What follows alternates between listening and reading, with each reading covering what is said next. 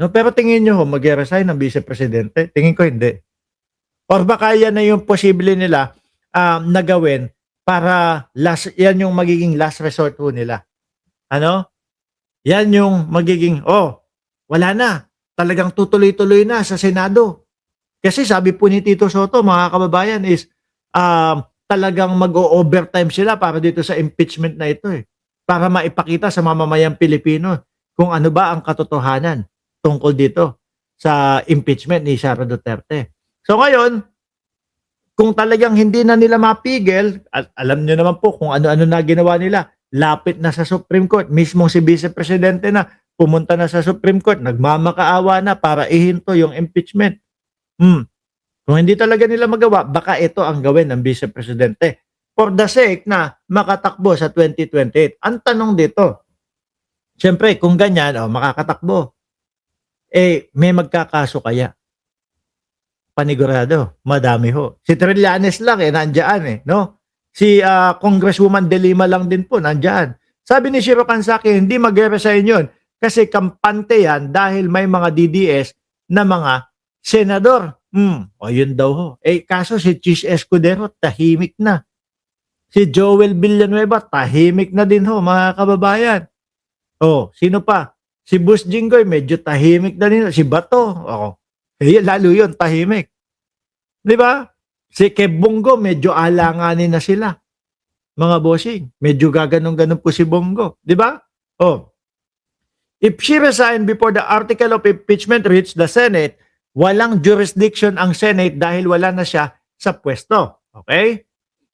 So sa madaling salita, ihinto, no?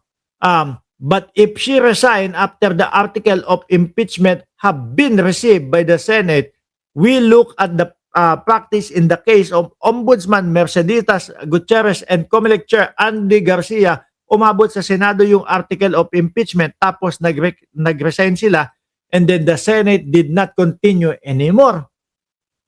Kung mag-resign, may hinto.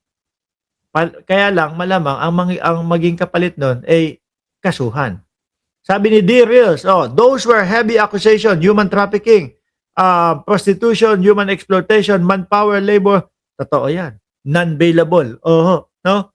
Yung ano pa lang human trafficking pa lang kaya defensor, doon sa misis niya, tsaka sa anak niya, yari na yan If you go by the practice, Sarah will be out of office but there is no decision on or perpetual disqualification but a criminal case can be filed with the ombudsman. Yan nga ho.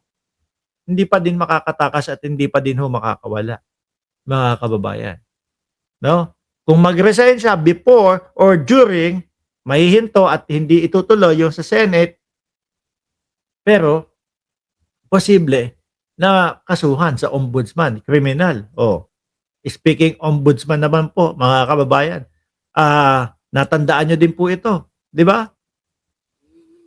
Yung sila Jinggoy, sila Quezon, di ba? Mga boss chief pa mo sir, nasa na din kaya yun? Remulla call Senate panel stance on flood control scandal politics. Hindi ho tayo, ito ang hindi natin naririnig, mga kababayan. No? Na dapat ito yung naririnig natin versus doon sa kay ombudsman, na versus po doon kay Congressman Martin Romualdez, mga bossing. Di ba? Kasi ito ho, mga kababayan, talagang Chis Escudero, meron tayong mga naiintindihan na merong mga insertion. Jinggoy Estrada, merong nagkukwento na merong pumasok, pumunta kay Mrs. Ramos, ganito, ganyan, may ihinatid doon sa Senate. May mga ganun Pero yung kay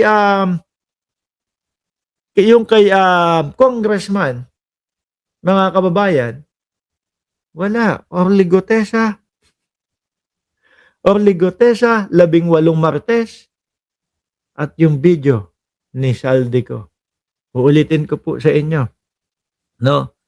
Kung kayo po ay naniniwala na magnanakaw si Martin Romualdez, kailangan nyo pong paniwalaan na yung ebidensya ninyo ay si Orly Gutesa, yung 18 Marites, at yung video ni Saldico. Dahil ang base po sa mga salaysay, pinakamalaking bahagi ng reklamo kung bakit kinasuhan, kakasuhan, at naka-freeze yung mga account ni Martin Romualdez ay dahil doon sa tatlo na yon.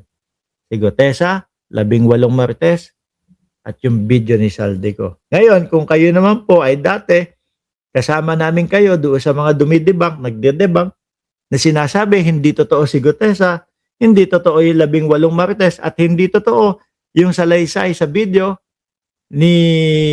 nitong si, pangalan nito, si Saldico, tingin ko, ewan ko na lang kung paano gagawin niyo po. Pasensya na po. Kasi yung isang Mark Ramos, hanggat hindi nakikita yung matibay na ebidensya, hindi ho babanat. Ako'y magpapaalam na. Maraming salamat and God bless po sa ating